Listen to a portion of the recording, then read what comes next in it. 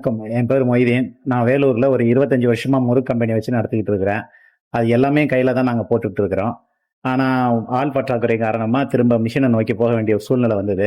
அது நான் ஒரு 4, 5 வருஷத்துக்கு முன்னாடி வேற ஒரு கம்பெனிலேருந்து முறுக்கு மிஷின் வாங்கி போட்டேன். ஆனா, அது ஒரு நம்பிக்கை இல்லாத ஒரு நிலைமைய கொண்டு வந்து விட்டுடுச்சு. சரி, அத வேண்டாம். திரும்பவும் மேன் பவருக்கே போயிடலான்னு சொல்லிட்டு யோசனை பண்ணிட்டு இருக்கும்போது, எங்க சொந்தக்காரங்க ஒருத்தர் வந்து, நான் நல்ல உசிலம்பட்டி லட்சுமி மிஷின் ஒன்று நல்லா இருக்குது பாருங்கன்னு சொல்லி அவங்க ஓட்டிக்கிட்டு இருந்தாங்க. அதை போய் பார்த்து திருப்தி வந்ததுக்கு அப்புறமா அவங்க கிட்ட போனோம்.